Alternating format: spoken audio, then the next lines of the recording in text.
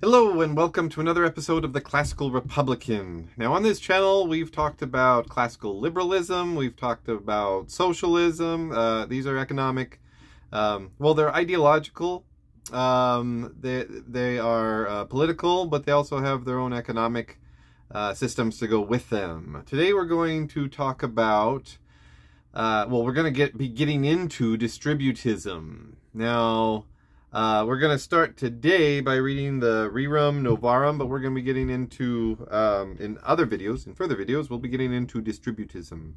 So the Rerum Novarum is Latin for new things. It is an encyclical of Pope Leo the 13th on capital and labor. So this is an interesting economic system from Catholic social teaching, and it is based on the premise that a society does well when there is less inequality. So that goes all the way back to, that idea goes all the way back to Aristotle, but it's very classically Republican too. So I'm not like supporting this as like the classical Republican form of economics, but it is one that could fit into a classical republic.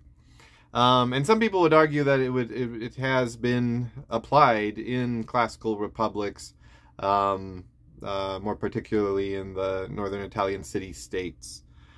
So, especially tied to the commons, the idea of the commons. Okay, so we're going to get into the Rerum Novarum. This is from 1891. And we start off, the Pope Leo the 13th starts invoking how there are, and I'm going to be quoting a lot from this, in the enormous fortunes of some few individuals and the utter poverty of the masses. So he's talking about inequality right there. And he also invokes the mixed regime right there at the beginning. He goes on to say that practical men are proposing schemes, popular meetings, legislatures, and rulers of nations are all busy with it. So, yeah, right there, invocation of the mixed regime is, the rule by the many. He kind of flips it. Usually we say rule by the one, the few, the many. He says popular meetings, legislatures, and rulers. So he flips it into many, few, and one. He says he wants to speak on the condition of the working classes. Now, this is still very, I would say, anti-revolutionary, but I don't know if it would necessarily be considered reactionary. I'm sure there are some people on the far left who would consider it reactionary because it's the continuation of private property. We'll get into that a little bit more later. Yeah. So talks about how workers need to engage in remunerative labor, and the whole reason we engage in labor is to obtain property. Now, this is 1891, and so the idea that most of the world is, even though we're well into the Industrial Revolution, the vast majority of the world, and Catholics, because this is the Rerum, it's an encyclical from the Pope, most of the people are engaged in agriculture and getting their sustenance from land. So land is incredibly important in this idea, but not all important. We'll get into that too. Says that the right to possess property is inviolable. It talks about the right to have and hold in stable and permanent possession, but I'm really questioning how permanent everything is. Of course, things can be inherited. That's what he's talking about. But yeah, there's in later distributists, there's this idea that it can be a little bit of distribution, or some kind of redistribution. Not necessarily the state seizing lands and just dividing them up equally. The history of classical republicanism would not oppose that, because you have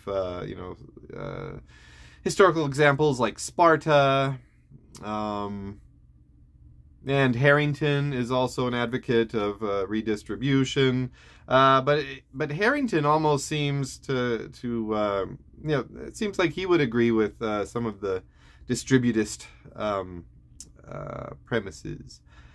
So he says, all human subsistence is derived from either labor or one's land, on one's land, or from some toil. Okay, so we'll get into a little bit more of that. He talks about inheritance, but again, I really question, like, how permanent something, because you have some families that, they've passed stuff on for generations and generations. The lands have been a part of their family, and they've acquired more land and more land and more land, and they just want to keep on acquiring more land. And of course, we don't. I think the 20th century saw more of a redistribution in countries like Italy, Germany, Japan. The vanquished. The United States imposed land redistribution on those countries, and I think they're probably happier for it. But let's go on. Very anti-socialism here. The distributists are, though of course it's the Pope, And he says, hence it is clear that the main tenet of socialism, community of goods, must be utterly rejected, since it only injures those whom it would seem meant to benefit. So he's pretty much dealing with the I would say the more accepted definition of socialism is that the government owns the means of production, and this idea gets into not the government, not the state owning the means of production, but just having a wide, even distribution among people, among families, primarily. That's basically how they're trying to get it out there through the household.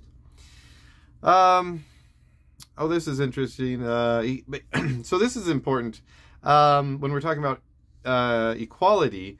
He says that there naturally exists among mankind manifold differences of the most important kind. People differ in capacity, skill, health, strength, and unequal fortune is a necessary result of unequal condition. And so he goes on to say that there's always going to be a little bit of inequality, but let's try to narrow that down, so you don't have people who are extremely rich dominating the masses of poor workers. And he also says that the church has a responsibility. The church provides a check on class conflict.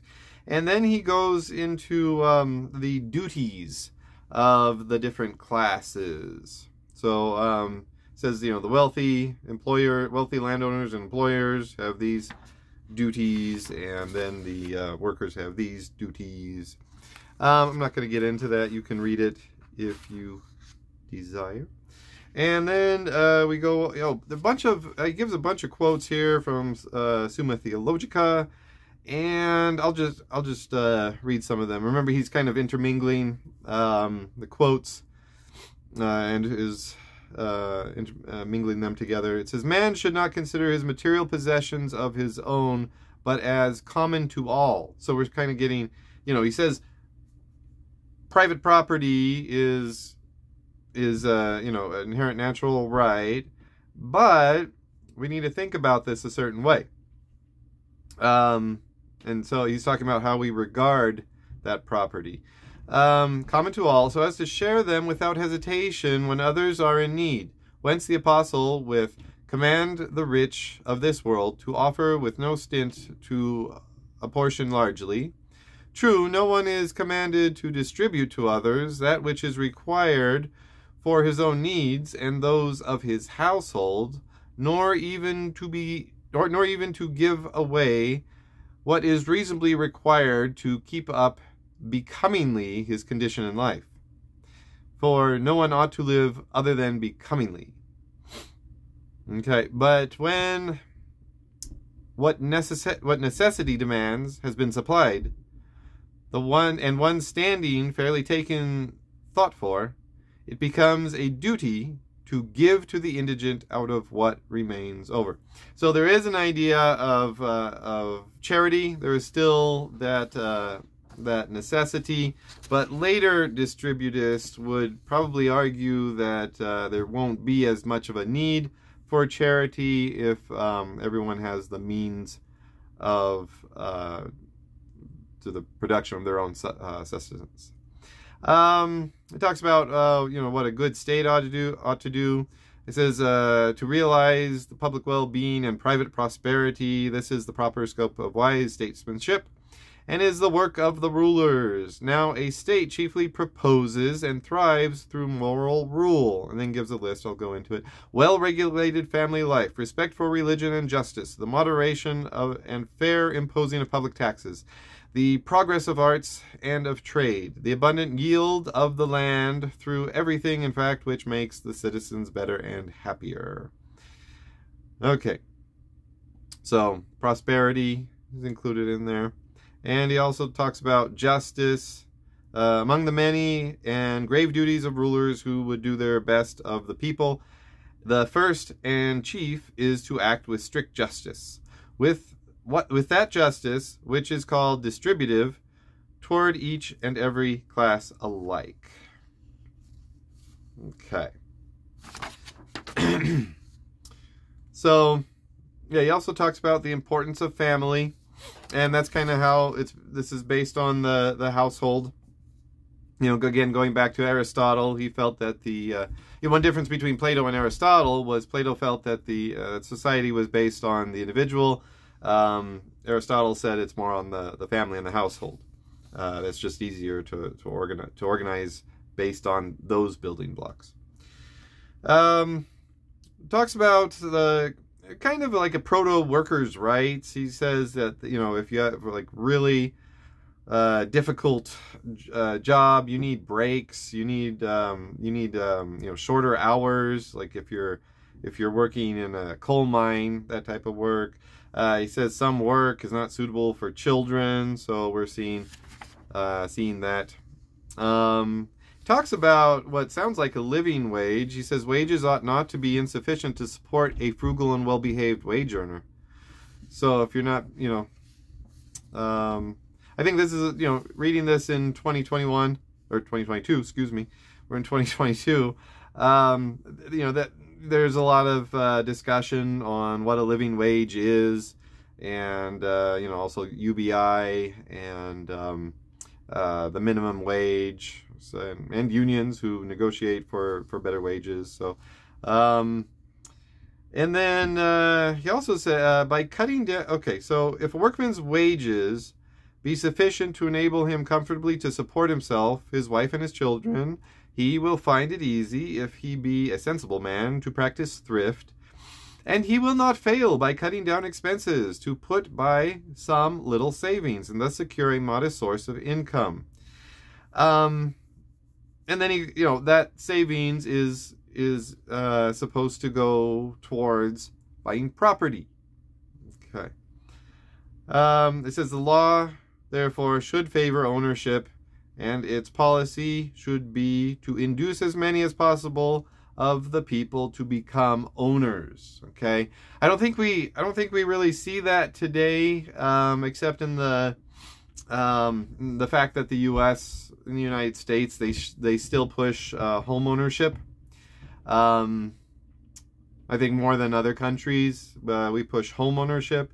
But the home isn't always, you know, there's not, you know, you can't always run a business out of your home. You can't garden enough, especially with new housing, which is, you know, very small backyards. And, you know, it's very difficult to feed everybody in your household with just that limited space of land.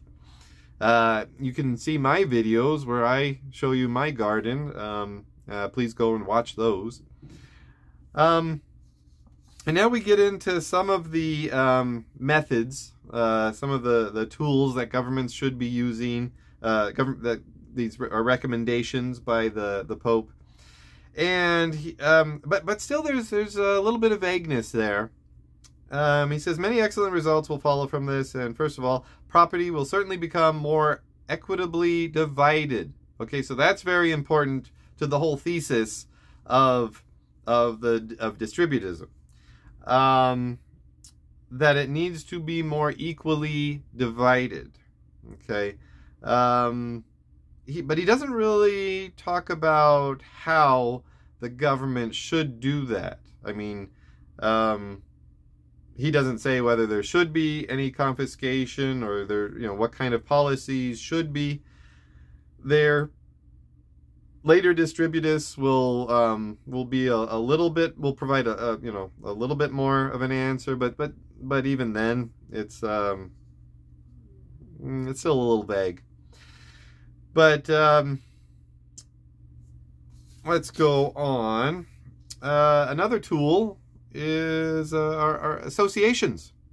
It says it says employers and workmen may of themselves effect much in the matter we are treating by means of such associations and organizations as afford opportune aid to those who are in distress and which draw the two classes more closely together. Okay, so class conflict is really frowned upon in this, but when he says bringing the classes together, it's not only that you know, they're just, you know, happy to see each other.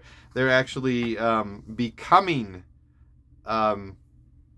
more like each other. So the working class, the masses of the poor, as he refers to it, are becoming more prosperous, and the people who are at the top, the oligarchy, may have less because they are you know, they are maybe selling land, selling the means of production to workers and their associations, workers' associations.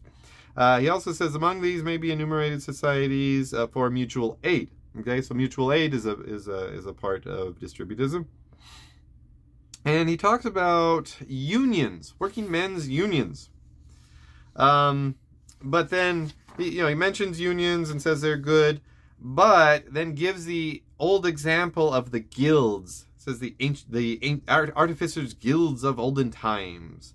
So that those are that he kind of sets the guilds up as what the unions should be seeking after, the example they should be following.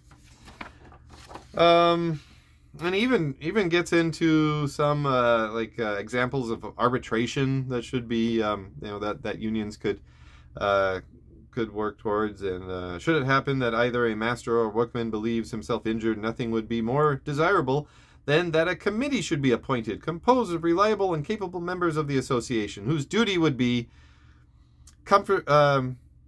conformably with the rules of the association to settle the dispute. And then also talks about a fund, which is kind of like a rainy day fund or a pension. It's a little vague, but talks about these funds that they should have for workers who may need extra funds. So yeah, that's pretty much it for the Rerum Novarum. And if you want to learn more about distributism, there is more to come.